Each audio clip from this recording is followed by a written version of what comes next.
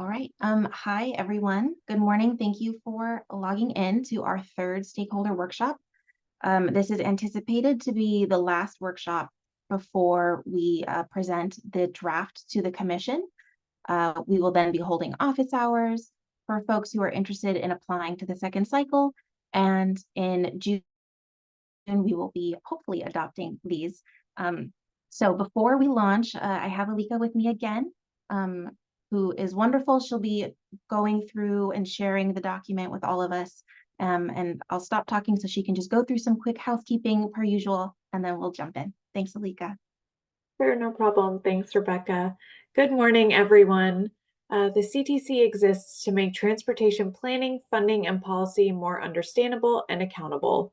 Our workshops can take place in diverse locations around the state so that commissioners and staff can hear directly from our stakeholders throughout California. Live closed captioning is available on this webinar. Please select the Show Captions tab at the bottom of your screen. There you will find a number of language options to choose from. Any document the CTC creates can be translated into any language you need. Simply email us at ctc@catc.ca.gov and we will have them returned to you as quickly as possible. For all of our workshops, we encourage interaction with our stakeholders. There will be opportunity for questions and comments throughout this workshop, and we will stop periodically to address your questions or comments. For all of our attendees, you should see the webinar panel likely located at the bottom of your screen. There you will find the raised hand, the Q&A, and the chat tabs. We encourage you to use the raise hand feature as soon as we reach the item to give the system time to acknowledge you. Commission staff will let you know when it is your turn to make your comment. Once you have been unmuted, please make sure to state your name and the agency that you are representing. Alternately, you may use the Q&A tab or the chat tab to submit your comment or question, and commission staff will read those on your behalf. As a reminder, each registered attendee is provided a unique link or phone number to access this webinar, and these should not be shared with other participants as this can create confusion for staff when making comments. Please do your best to be concise, and if you face any sort of technical issues, please feel free to reach out to me through the chat or the Q&A tab, and I will do my best to help. And with that, I will turn things back over to you, Rebecca. Thanks, Alika. As always, I really appreciate that. So, all right, everyone, this is the red line version of the draft. So all of the changes made have reflected our conversations over the last two workshops, and also adjustments to the program based off of cycle one knowledge that I have gained. And so we will go through them. Again, everything here is not set in stone. I want your feedback. These are our proposed changes that we will be presenting to the commission. So with that in mind, we will go ahead and get started. We'll go kind of quickly through the first couple pages because not a lot of changes took place. Just here, changing the date, changing when it will be adopted, and the resolution number. You can skip the table of contents. That is completely not accurate right now. Don't pay attention to that. Keep going. So here is the first strikeout for cycle one. Since we had a state appropriation added to this program, we were able to sort of allow a flexibility in the program that Protect doesn't allow, such as providing more funding towards pre-construction phases. So since we lost the state appropriation, this is no longer applicable. We will have to ensure that we stay within the restrictions set by Protect and not fund anything beyond those restrictions. There aren't any questions. We can just go ahead and scroll along. Here, just changing the timelines of when everything will be taking place or had taken place. Just really quickly, if you look here, so May meeting is the presentation of the draft. June meeting on the 27th will be the adoption of the guidelines, which is once they are adopted, the call for projects will be released. You will have from June 27th until August 30th to submit your nomination or nominations. And we will be doing staff recs. We'll be releasing them the following year, so February of 25, with the program of projects adopted in March, which is perfect. I hope, I think it will be, because then projects will be able to allocate that following June for whatever first phase that they will need an allocation for. Oh, thank you. Yes, you're right. I'll need to change that. So April 9th, not the 12th. That was my original date. That didn't pan out. Thank you. Okay, we can keep going along. Nothing has changed in terms of applicant eligibility. So same folks who could apply in cycle 1 can apply in cycle 2. Go ahead and go down to eligible facilities. Nothing here has changed, but I did clarify. So in the first cycle, it took a while to sort of get a clarification whether or not this program could fund local roads. We knew that we could fund major like arterials, highways. We weren't sure about local roads. And so Protect actually clarified that yes, this program, Protect, can fund your local road system. So I put that change just to make that clear for folks. Go ahead and scroll down. Nothing has changed except here in eligible activities. The activities will still be the same, but since we lost the state appropriation, the project nominations will not have to be consistent with Article 19. We're still checking on this, but we're fairly certain that this is still that this is a okay change to make. Scroll down, Alika. And then here we'll still have the links to the Protect information from the FHWA website. Go down, Alika, please. All right, here are the major changes. So funding source for the second cycle, we will have 90.7 million to allocate for the following 2 fiscal years. So the second cycle will be covering 26, 27, and 27, 28. So we'll lose a fiscal year that we had in cycle 1. So we'll only be able to allocate in 2 different years. We again lost the state fund, so all of that has been stricken from the guidelines. I will pause here in case there are any questions.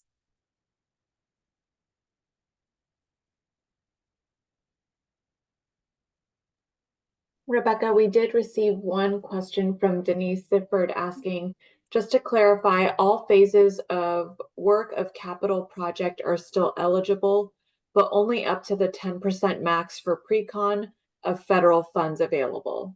Very true, Denise, yes. And that gets clarified too later on in the guidelines, but yes, you're right. If there's no other questions, we can just keep on trucking. Matching requirements. So the program will still require a 20% non-federal match. We added here about the script. If you remember, we've been telling folks with Protect, they incentivize states to create a resiliency plan. Caltrans has done so, and it has been approved by FHWA. So for project nominations that are included in the script, prior to the nomination, folks will be able to receive a 10% reduction in match requirements. So again, that's a Caltrans process, not a CTC process. You'd have to visit the Caltrans website, but it's a fairly simple intake form that you would just fill out, and then Caltrans will just review it. It should not be, from what I understand, it's not a very laborious process. It's fairly simple and straightforward. So please make sure that your projects are included, or at least have been submitted to Caltrans prior to that nomination. So then you can get your match reduction. And here we talked to the STIP program manager, we talked to Casey just to see, can we allow STIP funds to be put on projects? So yes, something that came out of a conversation was, should we allow LPP formulaic too? We'll be discussing that internally, whether or not we will be able to allow that. But for STIP, yes. Before we move on, are there any questions? We did receive one from Loretta Ellard asking, does a 10% reduction mean the 20% match becomes only a 10% match? If so, that's a 50% reduction. The wording trips me. Oh, yeah, that's a good point.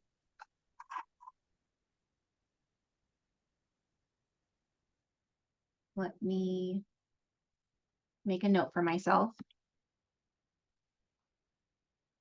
Thanks, Loretta, for pointing that out. I'll change that so it's more clear that it's a 50% reduction from the 20, not a 10% reduction from the 20. If there aren't any other questions, we can keep moving. So don't think that there aren't any restrictions. I moved this entire section to flow better. I thought it was weird here. So there are restrictions. Don't celebrate just yet. Keep moving. Everyone should be very happy that nothing in the evaluation criteria will be altered or changed. Hopefully lessons learned from cycle 1 will allow you an easier time to fill out the evaluation criteria. The only thing that it looks like it's different, but it's not. If you scroll down a tiny bit, Alika, I struck the tools only because they're already in Appendix D. I didn't need to restate them. You all can look at the appendix for all of the tools, so it's more comprehensive that way. Otherwise, nothing here has changed. Keep scrolling, Alika, so everyone can just see. I promise nothing has been altered here. And then if anyone has any questions before we go into 13, please let me know, but should be good.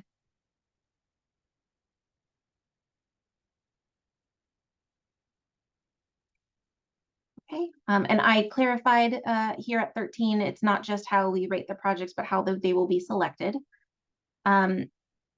We discussed during workshop 1 that we will be prioritizing those nominations that are included in the script. And we will also be prioritizing those projects solely seeking construction funding.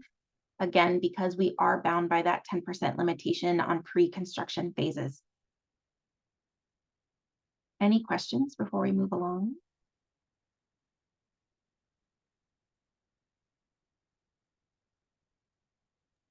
I'm not seeing any questions. Oh, actually, we just got a hand raised. Jose Luis, go ahead. Hi, Jose. Okay. Hi, Rebecca. I was looking at Appendix D, and I don't see the latest Caltrans kind of disadvantaged community scoring tool. You gotta wait. You gotta wait. I added it. I'm sorry, you were referring to Appendix D, and I didn't see. Oh, yeah. So we'll get there. I'm so sorry. Instead of like listing the tools within the guidelines, since they're already listed in D, but yes, I did add that. You will see when we get there. This document that we're going through. Not online. Yeah, so I'm only seeing it just now, right? Oh, yeah. No, you're fine. Thank you. Okay, thanks, Rebecca. Yeah, thank you. Nothing else. We can keep going. Again, nothing has changed in the evaluation criteria, or I guess I said the screening criteria earlier, but screening and evaluation, nothing has changed, which is hopefully good news.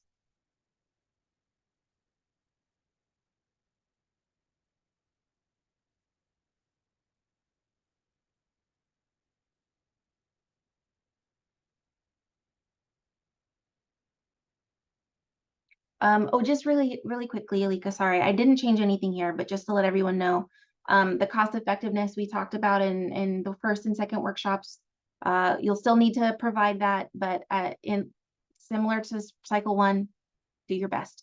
I know sometimes your projects can be really hard to smash into existing tools, existing cost benefit tools, but just do your best. So if you have any questions, staff is here to help. Yeah, I don't really have anything else to say, but if you have questions, please let me know. We can keep going. Okay, so here at the programming funds, there are some changes, hopefully not onerous, mostly just cleaning things up.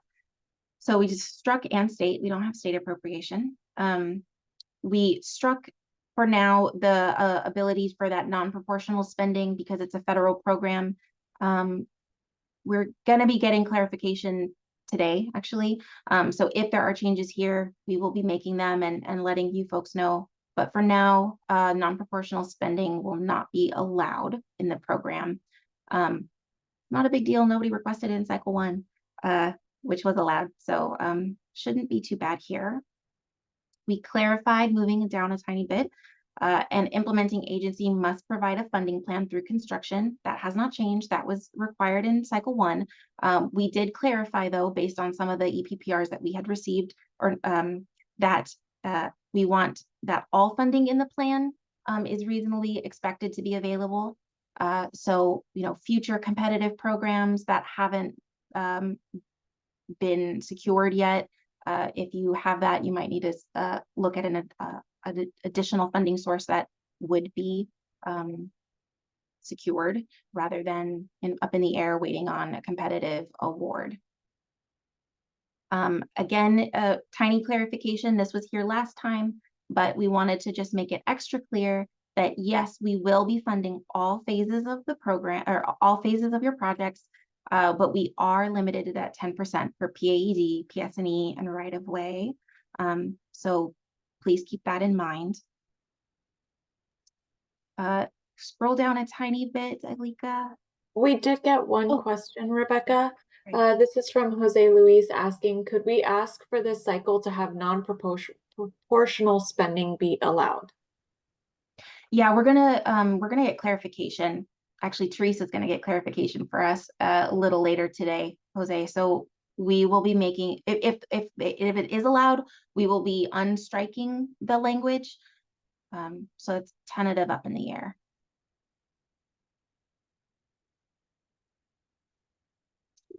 Here, nothing also has changed, but we just wanted to clarify because we had a few EPPR issues. If it's not a Caltrans implemented project and you need right-of-way or con support funds, that's not where you would put it. Please make sure that if it's not a Caltrans implemented project, all of your right-of-way and con costs are within those boxes in the EPPR and not the support boxes. So programming restrictions, as I said, don't get excited. We just moved them. We didn't strike them. So the first change that was made here was we will not be having a cap. We've gone back and forth, stakeholder or workshop 1 and 2. Do we have a cap? Do we lower the cap? Do we make some exceptions? I think simplest going forward, considering, cycle 1 applicants and the nature of the program, that we will just not have a cap this cycle. Hopefully this will allow more flexibility for folks who maybe want to apply for larger funds for their projects. I'm going to pause here to take questions in case there is any discussion.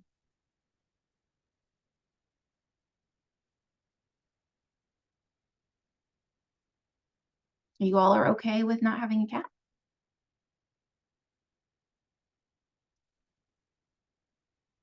Okay. I don't think I see any questions. No, I'm not seeing any questions, comments, or hands raised. Okay. I did it. We can all go home. Don't be kidding. Great. All right. Well, I mean, this isn't your only time to talk, but ideally you would say it here if you had an issue here. Hi, you're welcome, Loretta. So let's see. Oh, go up. Sorry, Alika, I'm so sorry. B, just for clarification, we will not be able to fund PIDs. So your PSRs, PID equivalent documents, we will not be funding that, just to clarify. And again, if you go down to C, no more than 10% of Protect can be programmed to the first 3 phases of a project. So PAED, PS&E, right-of-way. But that hasn't changed from cycle 1. In cycle 2, is the same for the emergency evacuation restrictions. So no more than 40% of the available Protect funding may go towards new capacity, only as it relates to emergency evacuation routes. New capacity projects are not allowed for projects like a street is flooding, and rather than wanting to address the flooding on that street, you just want to make a new road so people can avoid it. No, you cannot do that. So please make sure that any new capacity is related only to emergency evacuation routes, which of course, there's that notification process that Caltrans will be doing through the FSTIP. And for cycle 2, it's not 40 million, 40% of 90. I just got the 90, so I haven't done that calculation. If anyone is mathy, feel free, place it in the chat. Nothing here has changed, so we can move on, but if you do have questions, go ahead and let us know.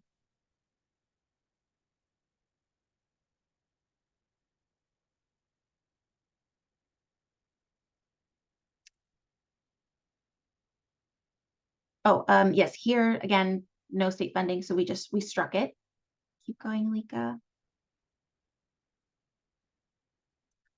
Here, nothing has changed for the most part. It looks like a lot has. The only thing that has changed is that, the commission still supports and we encourage innovative delivery methods. If you are going to be using a delivery method, however, other than design, bid, build, we need to know at time of nomination. Most, or I should say, cycle 1 language allows, report it as soon as you know. This time we're asking, because it's a shorter timeline. Please let us know at time of nomination. If you have questions, comments here, let us know. We can move on. Nothing here has, although it looks like it's changed, all I did was clarify some language for the allocation requests. So as always, if you're ready to implement, you submit your allocation request to Caltrans, and then Caltrans will review and provide that recommendation within 60 days. Nothing here has changed. Rebecca, we have one hand raised. Carl, go ahead. Hi, Carl. Thanks, Lisa. Thanks, Rebecca. It's Carl Anderson from Metropolitan Transportation Commission. I had a quick question about the potential for any sort of state funding coming to this program, and whether or not we should be striking out all of the provisions associated with any state funds, just in case there is an augmentation to the program over the next, 2 fiscal years that we're programming and recommending projects. Do you have any, thoughts on that? So my knee-jerk reaction is that if that is the case and we get an infusion of funds, we would just do a guidelines amendment. But Lori, could you jump in? Yeah, that's what I would say too. Okay. We would do an amendment. Okay. Okay. All right. Sounds good. Just want to make sure we were thinking of that. Yeah. Thank you, Carl. I mean, I would love that. So hopefully it happens. I would be very happy to do the amendment in that case. I guess as a follow-up, Lori or Rebecca, do we know if there is, any interest from the legislature to add any state funding to this program, and what the status of those conversations might be? I haven't heard anything just because of the budget deficit, but Lori? No, but weirdly, this morning when I was listening to the radio, I heard twice, and Rebecca, I didn't get a chance to ask you about this. Twice I heard the end of something about California getting climate adaptation funds, but I only heard the end of it, and I can't find it anywhere. So I'm not sure. Did you hear anything about that, Carl? I wasn't listening. Okay. Yeah, Well, I don't know. I thought maybe that's why you had asked the question, that you had heard the same thing or something. No. But anyway, so I don't know. I don't know what that's about, but we have not heard anything. Okay. All right. Thank you. Go ahead, Alika. We can go down. We covered, I just cleaned up the language. Tried to make it less wordy.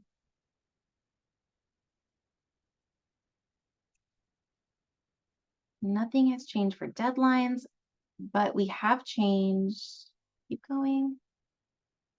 The extensions. So for the project completion extension after allocation. So in the first cycle, so let me backtrack. CTC programs allow applicants before they come for an allocation asking for an extension for construction. We take that out for cycle 1 because the timelines were so short and when we needed to make sure that the funds were expended and liquidated, so we couldn't allow extra time for folks per usual.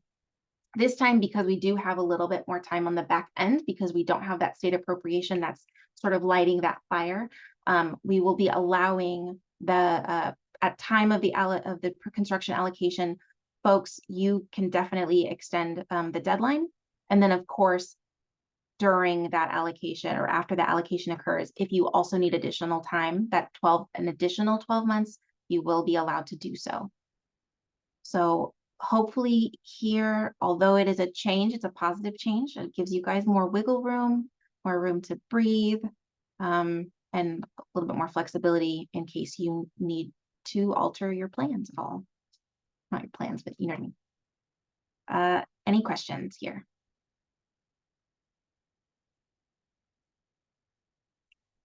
We can keep going on down.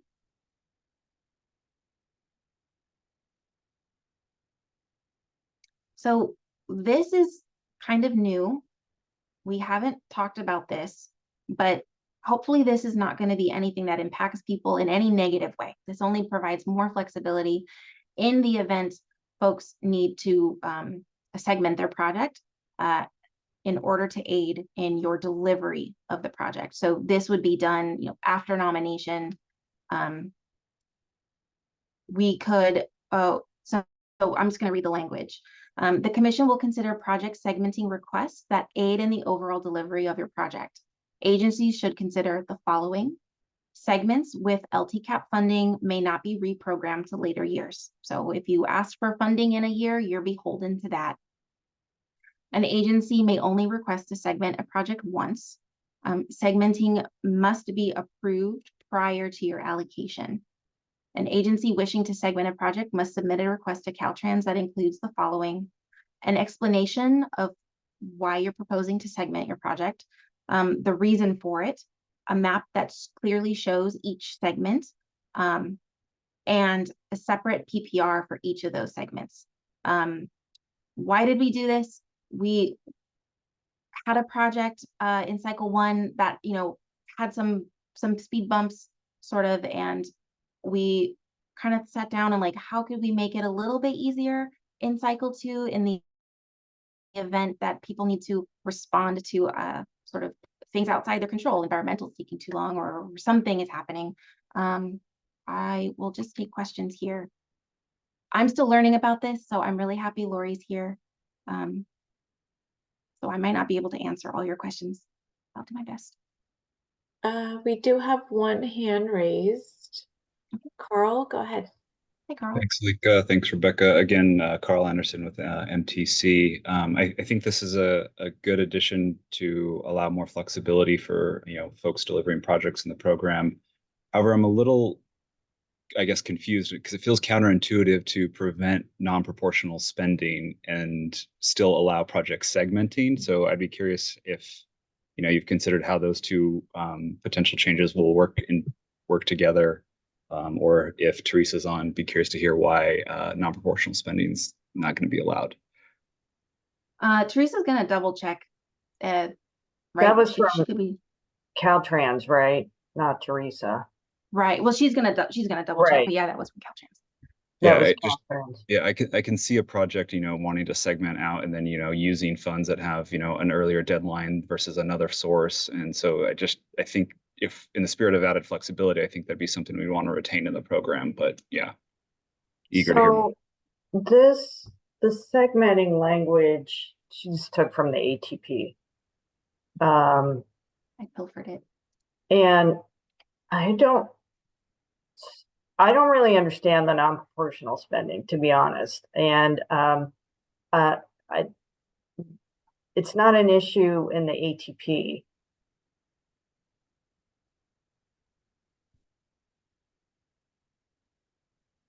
Yeah, I guess if I- it's not an issue in the ATP, I'd be advocating to retain non-proportional spending just to make it easier for segmenting to occur. But I mean, okay. Okay. I'm still learning about this, Carl. Yeah. So any question you have, I'll probably have to just circle back with you later because I won't be able to Okay. answer it here. I All mean, right, I yeah, could maybe lie, maybe we but can talk after the fact. okay. Yeah, that's fine. I can follow back up with you. Sure. Thanks, Carl. We have one other hand raised. Jose Luis, go ahead. Yeah, Okay. hi, Jose Luis Casares, Stancog. Just a quick thing on the non-proportional spending, because I know you guys are gonna go research it. And it sounds like there's, just not a lot of understanding about it. I'm a fan of it everywhere possible. It allows, so normally when an agency is doing a transportation project, let's say 50% of it is government funding that they don't control and 50% is their own money. Every time they turn in an invoice, they only get paid 50% back for those expenses, which means that a jurisdiction needs to have, and that's an example, would need to have its money pretty readily available to be able to be paying off the bills. But some of these programs are sitting on years worth of money, where the jurisdictions are not sitting on years worth of money. It seems like a pretty painless policy to allow to spend down the money that's sitting already there in a pot, while the local agency can save up their money and pay it towards the end of the project. It just allows them to cash flow a little bit better. Okay. I thought it was getting cut out because we were removing state money. And sometimes I have this perception that some federal sources might not allow for non-proportional. So I thought you might. I'm really glad you said that. I didn't want to say it because I didn't want to sound wrong. And I still, so when we talked to some folks in local assistance, that's what they had said. And I don't know if that's true. And I'm sure it is, but I don't know the extent to which, what federal programs may or may not allow.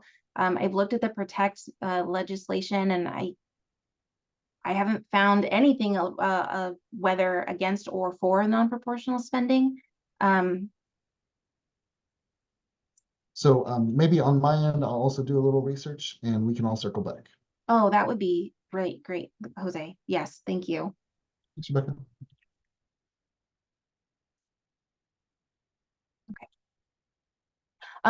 Quick question. Well, for the group, but I guess to Carl, because you had brought it up. If non-proportional spending would not be allowable for Protect funding, should we completely strike project segmenting as a flexibility because it would be useless for you? Or would you still be able to utilize it in some form?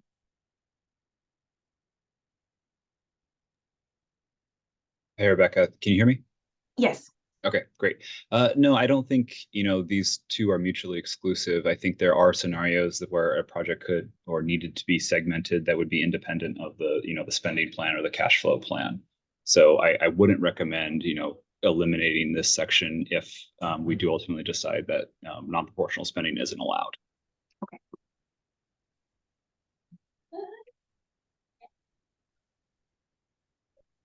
Any other questions here? Let's see. Jose Luis, go ahead. Yeah, me again. Since in the spirit of a workshop, if we were all in person, I would just raise my hand and say I support what Carl said. Just to kind of reiterate, if we were getting rid of non-proportional spending because Caltrans or CTC as a policy wants everyone spending their money in lockstep with the state, then what we're pointing out is project segmenting as a way around that. But I would love to keep project segmenting because it allows a similar sort of thing. A sponsor with a large enough project that could be segmented could instead accelerate the part that's going to be funded with these funds and delay or put on a different track the other component that's going to be funded with climate adaptation funds. So I urge that we keep it. I think Okay. it's really handy and sometimes it's just necessary. All right, thank you. I'm just writing some notes for myself. Okay. Are there any other questions here? I'm Not, we not can, seeing any other questions or hands raised. okay. Okay, let's keep going down. Nothing has changed for the rest of this section, and for project cost savings, no changes. Nothing has changed for our reporting.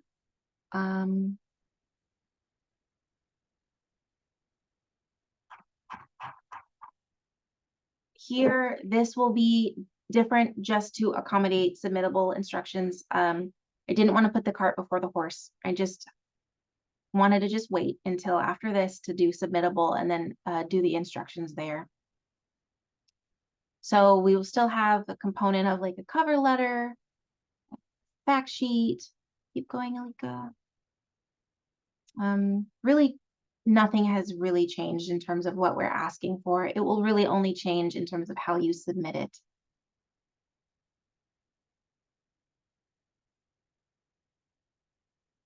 And don't worry about the what are they called? The not the bullet points, the alphanumeric, they're all messed up. So that will get changed to be correct. Nothing else has changed here. I think we can just actually zoom down to the appendices. And that takes us to the end of the guidelines. Yay! So here we provide, and that has not changed, the link to where the EPPR is. Appendix B has not been too changed. So we still have our equity supplement. In cycle 1, the anti-displacement resources was separated out into a different appendix. I didn't like that, so I pushed it all together. It makes more sense to me. You go down. Here is where Jose had asked earlier. Go down a little bit more, sorry. Big, long red.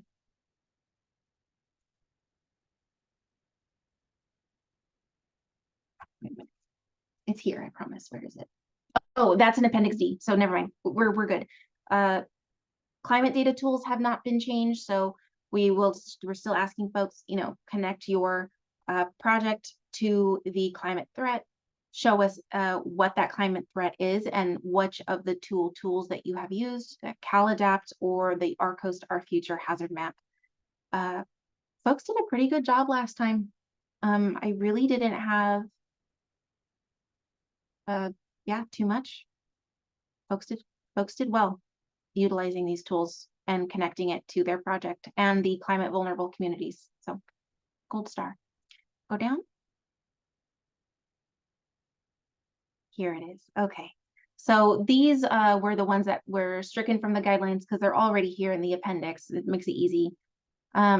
So again, you'll have to tell us whether your project is serving a disadvantaged community as it is identified using a federal tool. We need to make sure that at least 40% of PROTECT funding flows to disadvantaged, or as SB 198 says it, climate vulnerable communities. So everyone will be using one of these 2 federal screening tools and saying yes or no, whether it meets one of, just has to be one of the federal tools, not both. For state screening, same deal, same tools as last time, nothing has changed. I did update the median household income just to reflect the newest ACS numbers. Here we go. And down, so this is what Jose Luis had asked, and also Elia last stakeholder meeting from LA Metro. The equity supplement has other ways to quantify or identify your disadvantaged or climate vulnerable communities.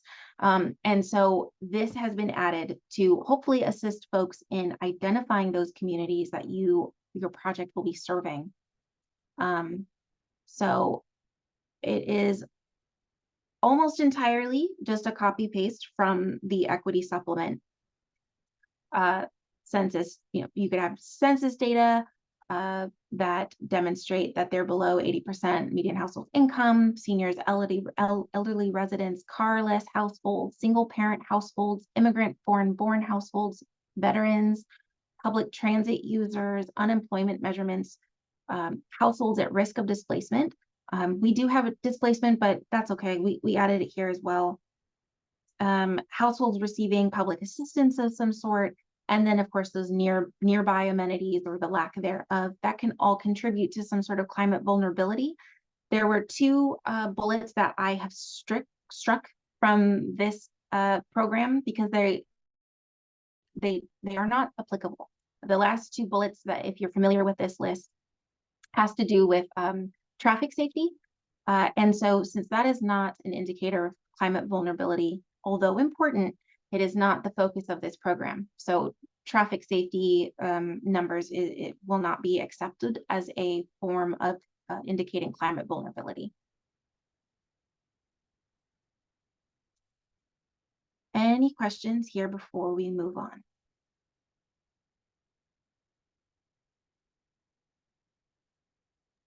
Not seeing anything come in. Okay, great. All right, we can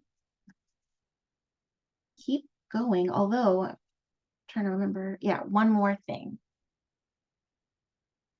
So this is a new appendix.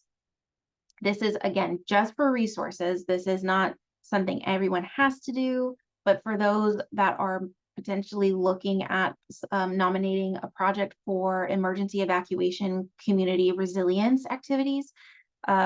I worked a little bit with folks from regional agency, EDCTC, to help craft this language, things to consider when doing emergency evacuation projects. So operational improvements, ideas if you need them, developing evacuation specific signal timing, providing emergency resources to ensure that intersections are moving along free and clear, full and or directional road closures that will restrict access to hazardous areas, to restrict non-emergency traffic from entry into those evacuation routes, or to restrict conflicting flows of evacuating traffic to make sure everything is moving along and there aren't any bottlenecks occurring. And then strategies for coordination, just as a food for thought for folks, if it's useful, thinking about evacuation planning or projects and how do you or who do you coordinate with. So please think about organizations, agencies that are doing the work to move vulnerable folks out, such as disabled, elderly folks, mobility limited people, work with them potentially. This is also something to think about in adding to your narrative, your application, partners that you're working with, partners that support the project, etc. And then something that came out of cycle 1, just thinking about large animal rescue. So often in wildfire evacuations, particularly, folks have a really hard time moving their large animals out, right? Those are pets and also capital of some kind. If you have a horse business or something, you need to move those horses out. So just some food for thought. And I will pause here if there are any questions about this appendix.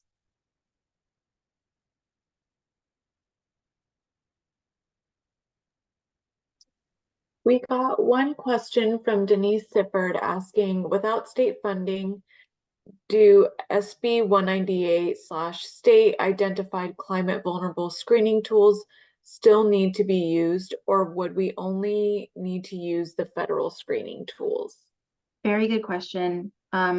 Yes, you still, so what SB 198 still applies, because what SB 198 is what created the LTCAP.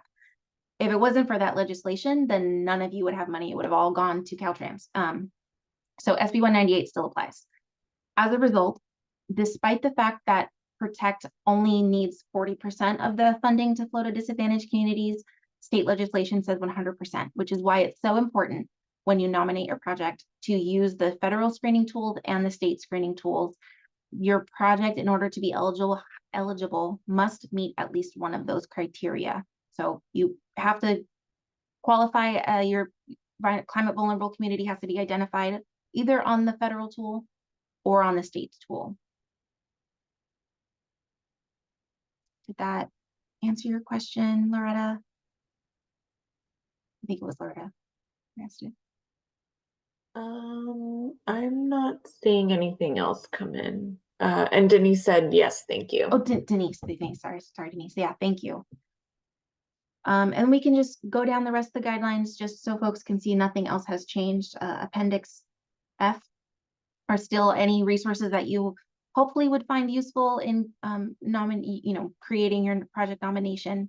So nothing here has changed. And Appendix G is the glossary. Again, nothing has changed there. And that is the end of the guidelines. So we did it. Look at that. It's only 10:50.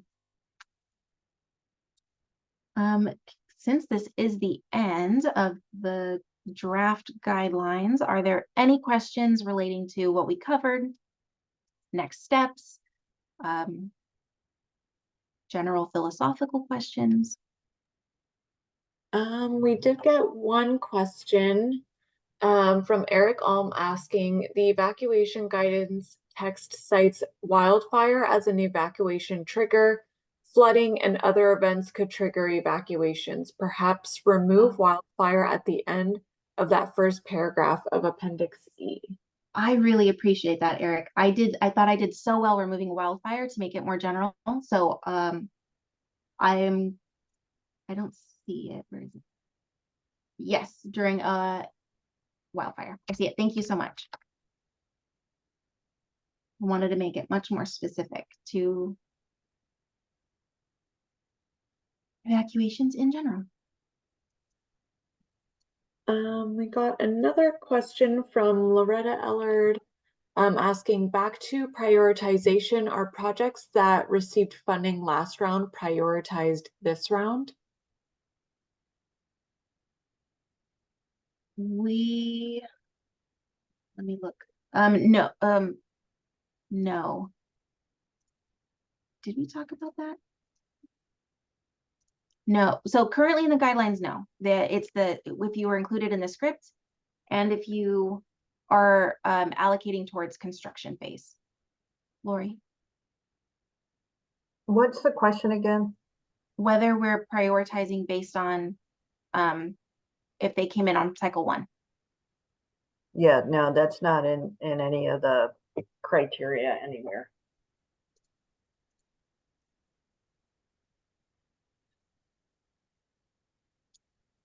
I'll give it another minute to see if anything else comes in.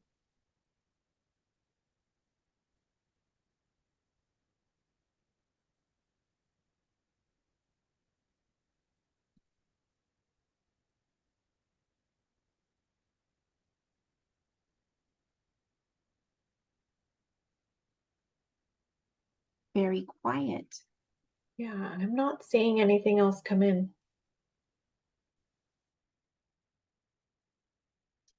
Okay.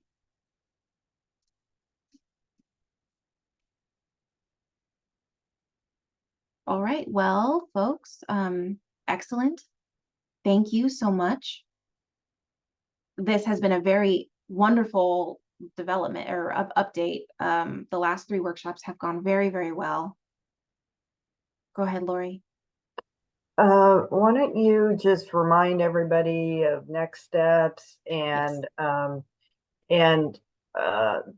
you're going to be using Submittable for the Yes. And stuff like that. Yeah. Yes. So next steps, let's see. What month is it? It's April. May, it will be again presenting the draft. We will be holding office hours. Again, I'll just do it similar as last time, have a bunch of dates. The tool I used last year is now behind a paywall or a subscription service. So I need to find an alternative to what I used last time. We'll still have office hours for the first couple weeks between the draft and the adoption of the guidelines. So June will be the adoption.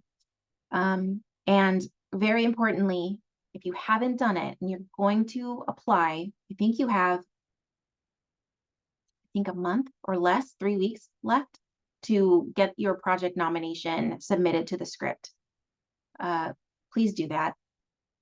That will be very beneficial for you. It will use up more program money, but it'll save you money, and that is very important. Did I forget anything, Lori? I think that's it. I think so. Yeah, I can't think of anything else. Oh. I feel like we've been beating a dead horse, but I think that's it. So, folks, thank you so much. If you have any questions, again, don't hesitate to reach out, email or call. And we will see you soon, I suppose. Thank you very much. Have a great rest of your day.